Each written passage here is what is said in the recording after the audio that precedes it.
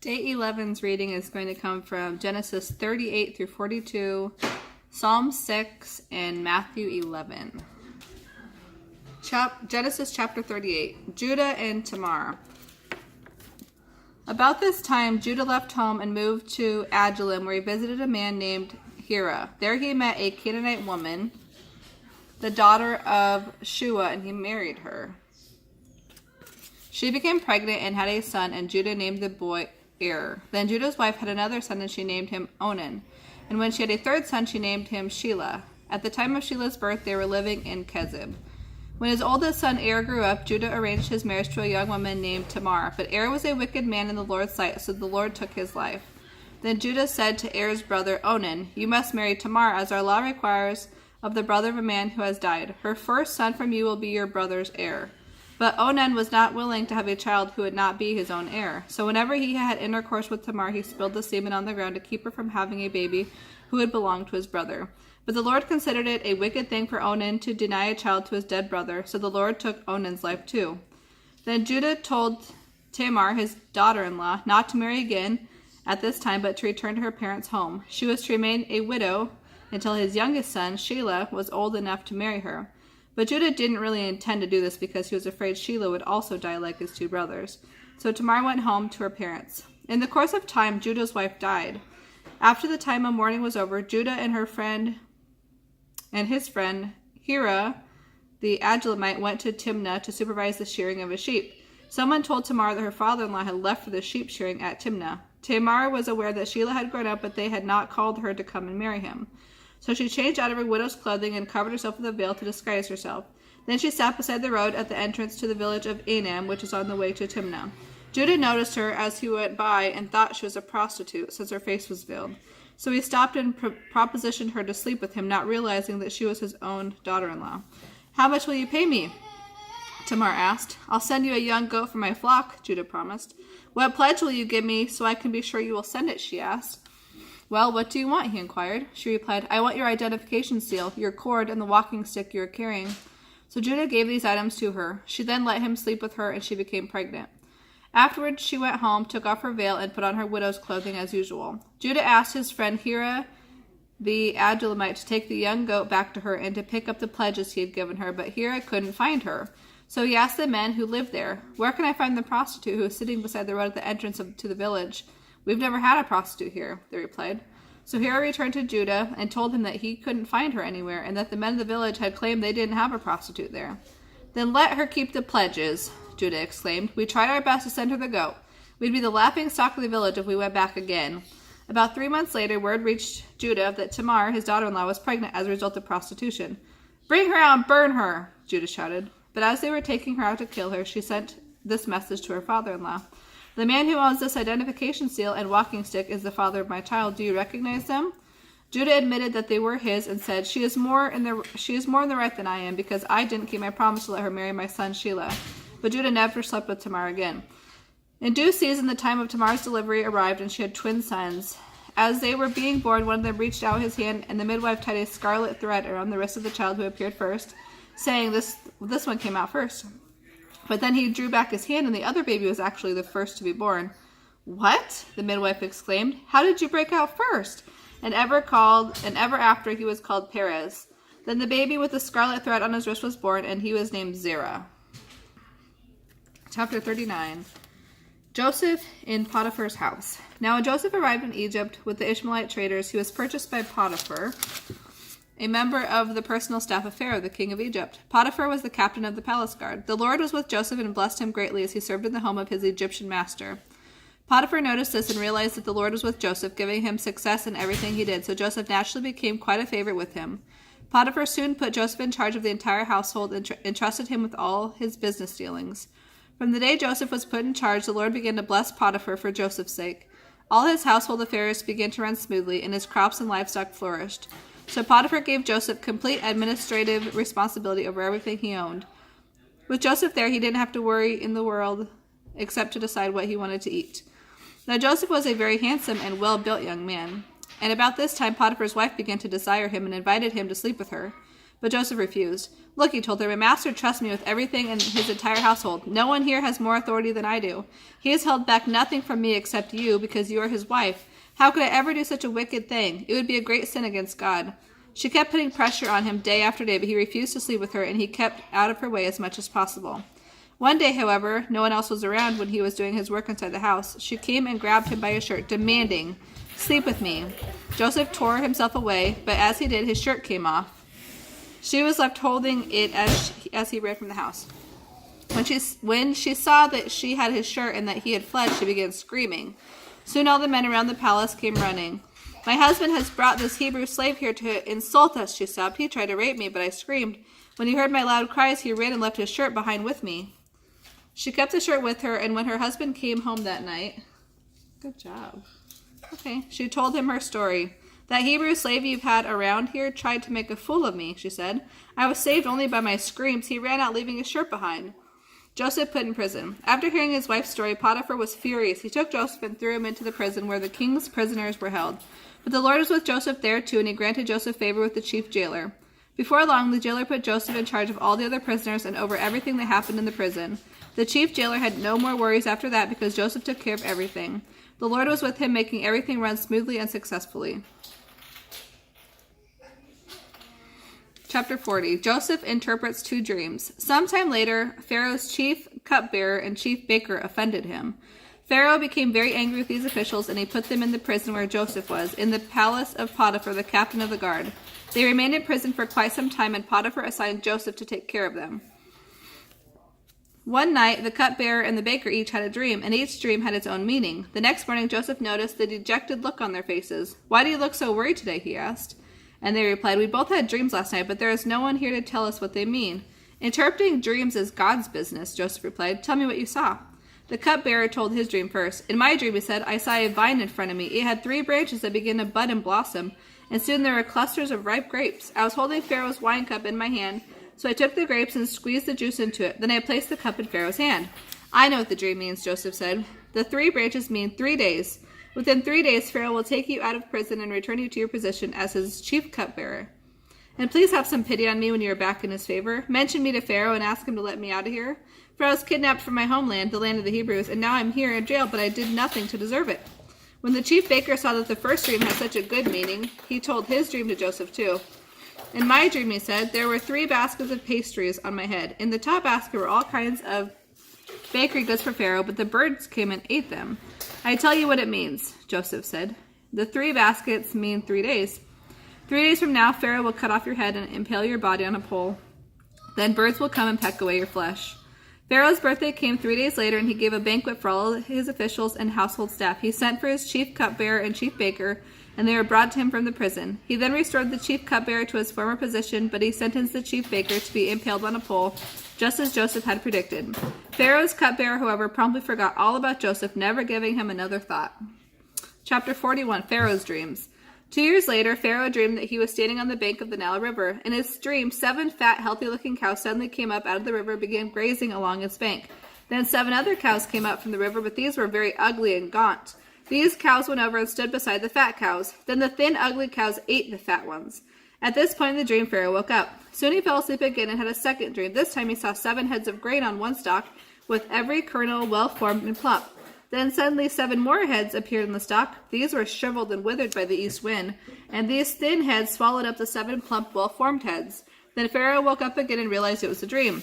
The next morning, as he thought about it, Pharaoh became very concerned as to what the dreams might mean. So he called for all the magicians and wise men of Egypt and told them about his dreams, but not one of them could suggest what they meant. Then the king's cupbearer spoke up. Today I've been reminded of my failure, he said. Some time ago you were angry with the chief baker and me, and you imprisoned us in the palace of the captain of the guard.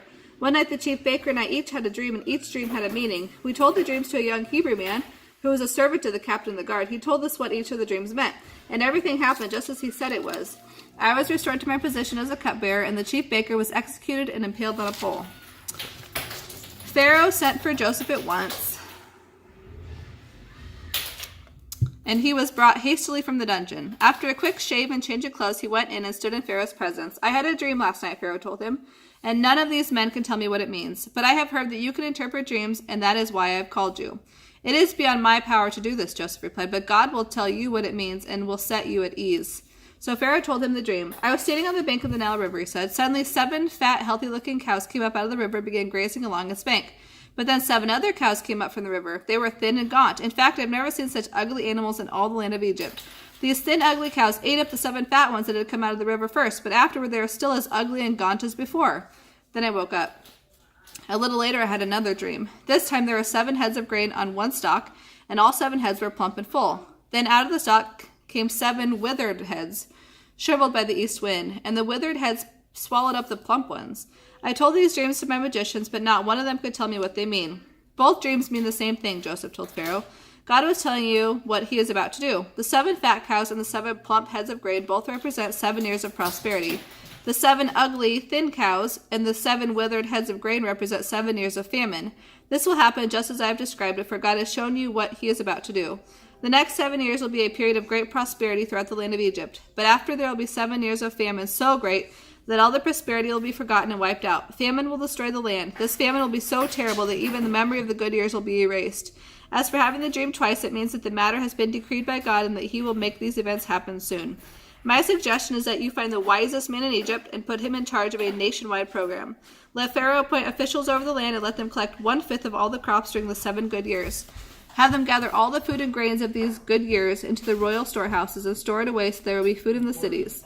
That way there will be enough to eat when the 7 years of famine come. Otherwise, disaster will surely strike the land and all the people will die."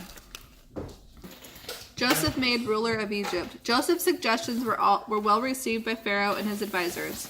As they discussed who should be appointed for the job, Pharaoh said, "Who could do it better than Joseph? For he is a man who is obviously filled with the Spirit of God." Turning to Joseph, Pharaoh said, "Since God has revealed the meaning of the dreams to you, you are the wisest man in the land. I hereby appoint you to direct this project. You will manage my household and organize all my people.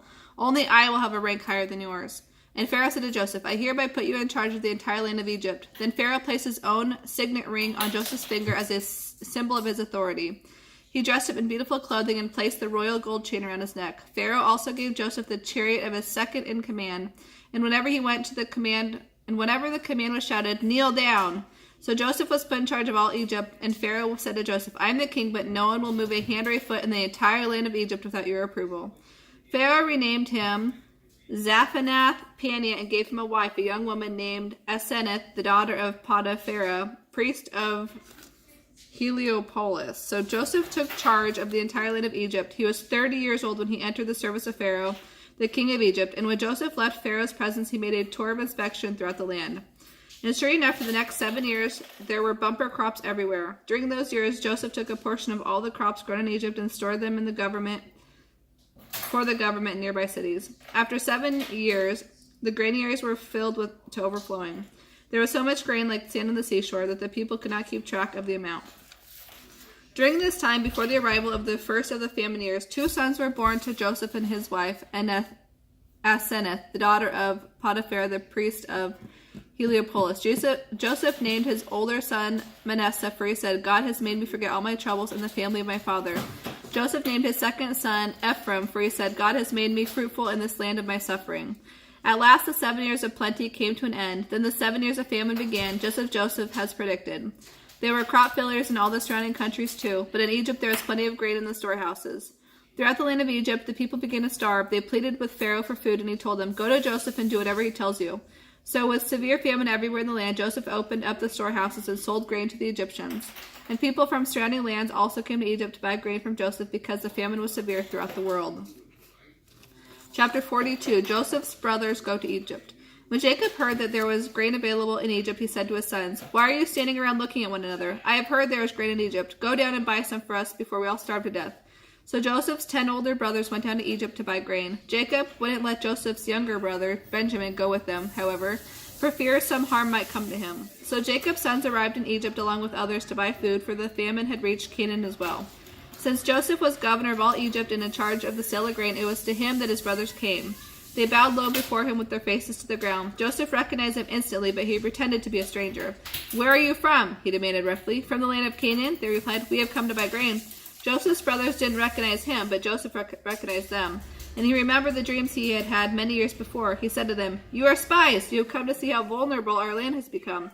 "No, my lord," they exclaimed. "We have come to buy food. We are all brothers and honest men, sir. We are not spies." "Yes, you are," he insisted. "You have come to discover how vulnerable the famine has made us." "Sir," they said, "there are 12 of us brothers, and our father is in the land of Canaan. Our youngest brother is there with our father, and one of our brothers is no longer with us." But Joseph insisted. "As I said, you are spies. This is how I will test your story. I swear by the life of Pharaoh that you will not leave Egypt unless your younger brother comes here. One of you go and get your brother. I'll keep the rest of you here bound in prison. Then we'll find out whether or not your story is true. If it turns out that you don't have a younger brother, then I'll know you are spies." So he put them all in prison for 3 days. On the 3rd day, Joseph said to them, "I am a God-fearing man. If you do as I say, you will live. We'll see how honorable you really are. Only one of you will remain in prison. The rest of you may go on home with grain for your families, but bring your younger brother back to me. In this way, I will know whether or not you are telling me the truth. If you are, I will spare you." To this they agreed. Speaking among themselves, they said, "This all has happened because of what we did to Joseph long ago. We saw his terror and anguish and heard his pleading, but we wouldn't listen. That's why that trouble has come upon us." "Didn't I tell you not to do it?" Reuben asked. "But you wouldn't listen, and now we are going to die because we murdered him." Of course they didn't know that Joseph understood them as he was standing there, for he had been speaking to them through an interpreter. Now he left the room and found a place where he could weep. Returning, he talked some more with them. He then chose Simeon from among them and had him tied up right before their eyes. Joseph then ordered his servants to fill the men's sacks with grain, but he also gave secret instructions to return each brother's payment at the top of his sack. He also gave them provisions for their journey, so they loaded up their donkeys with the grain and started for home. But when they stopped for the night and one of them opened his sack to get some grain to feed the donkeys, he found his money in the sack. "Look," he exclaimed to his brothers, "my money is here in the sack." They were filled with terror and said to each other, "What has God done to us?" So they came to their father Jacob in the land of Canaan and told him all that had happened. "The man who is ruler of the land spoke very roughly to us," they told him. He took us for spies. But we said, "We are honest men, not spies. We are 12 brothers, son of one father. One brother has disappeared, and the youngest is with our father in the land of Canaan." Then the man, the ruler of the land, told us, This is the way I'll find out if you are honest men. Leave one of your brothers here with me and take grain for your families and go on home. But bring your younger brother back to me. Then I will know that you are honest men and not spies. If you prove to be what you say, then I will give you back your brother, and you may come as often as you like to buy grain." As they emptied out the sacks, there at the top of each one of the bag was a bag of money paid for the grain. Terror gripped them as it did their father. Jacob exclaimed, "You have deprived me of my children. Joseph has disappeared, Simeon is gone, and now you want to take Benjamin too? Everything is going against me." Then Reuben said to his father, "You may kill my 2 sons if I don't bring Benjamin back to you. I'll be responsible for him." But Jacob replied, "My son will not go down with you, for his brother Joseph is dead, and he alone is left of his mother's children. If anything should happen to him, you would bring my gray head down to the grave in a deep sorrow." Psalm 6. O Lord, do not rebuke me in your anger or discipline me in your rage. Have compassion on me, Lord, for I am weak. Heal me, Lord, for my body is in agony. I am sick at heart. Oh, how long, O Lord, until you restore me? Return, O Lord, and rescue me. Save me because of your unfailing love. For in death, who remembers you? Who can praise you from the grave? I am worn out from sobbing. Every night, tears drench my bed. My pillow is wet from weeping. My vision is blurred by grief. My eyes are worn out because of all my enemies. Go away, all you who do evil, for the Lord has heard my crying. The Lord has heard my plea. The Lord will answer my prayer. May all my enemies be disgraced and terrified. May they suddenly turn back in shame. Matthew 11. Jesus and John the Baptist. When Jesus had finished giving these instructions to his 12 disciples, he went off teaching and preaching in towns throughout the country. John the Baptist, who is now in prison, heard about all the things the Messiah was doing, so he sent his disciples to ask Jesus, "Are you really the Messiah we've been waiting for, or should we keep looking for someone else?" Jesus told them, "Go back to John and tell him about what you have heard and seen. The blind see, the lame walk, the lepers are cured, the deaf hear, the dead are raised to life, and the good news is being preached to the poor. And tell him, God blesses those who are not offended by me." When John's disciples had gone, Jesus began talking about him to the crowds. "Who is this man in the wilderness that you went out to see? Did you find him weak as a reed, moved by every breath of wind? Or were you expecting to see a man dressed in expensive clothes? Those who dress like that live in palaces, not out in the wilderness. Were you looking for a prophet? Yes, and he is more than a prophet. John is the man to whom the scriptures refer when they say, 'Look, I am sending my messenger before you, and he will prepare your way before you.' I assure you, Of all who have ever lived, none is greater than John the Baptist. Yet even the most insignificant person in the kingdom of heaven is greater than he is. And from the time John the Baptist began preaching and baptizing until now, the kingdom of heaven has been forcefully advancing, and violent people attack it. For before John came, all the teachings of the scripture look forward to this present time. And if you are willing to accept what I say, he is Elijah, the one of the prophets said would come. Anyone who is willing to hear should listen and understand. How shall I describe this generation? These people are like a group of children playing a game in the public square. They complain to their friends, "We played wedding songs, and you weren't happy, so we played funeral songs, but you weren't sad." For John the Baptist didn't drink wine, and he often fasted, and you say, "He's demon-possessed." And I, the Son of Man, feast and drink, and you say, "He's a glutton and a drunkard and a friend of the worst sort of sinners." But wisdom is shown to be right by what results from it. Judgment for the unbelievers. Then Jesus began to denounce the cities where he had done most of his miracles, because they hadn't turned from their sins and turned to God. "What horrors await you, Chorazin and Bethsaida? For if the miracles I did in you had been done in wicked Tyre and Sidon, their people would have sat in deep repentance long ago, clothed in sackcloth and throwing ashes on their heads to show their remorse. I assure you, Tyre and Sidon will be better off on the judgment day than you. And you, people of Capernaum, will you be exalted to heaven? No, you will be brought down to the place of the dead. For if the miracles I did for you had been done in Sodom, it would still be here today. I assure you, Sodom will be better off on the judgment day than you." Jesus' prayer of thanksgiving. Then Jesus prayed this prayer: "O Father, Lord of heaven and earth, thank you for hiding the truth from those who think themselves so wise and clever, and for revealing it to the childlike. Yes, Father, it pleased you to do it this way. My Father has given me authority over everything. No one really knows the Son except the Father, and no one really knows the Father except the Son, and those to whom the Son chooses to reveal him." Then Jesus said, "Come to me, all of you who are weary and carry heavy burdens, and I will give you rest. Take my yoke upon you. Let me teach you, because I am humble and gentle, and you will find rest for your souls. For my yoke fits perfectly, and the burden I give you is light."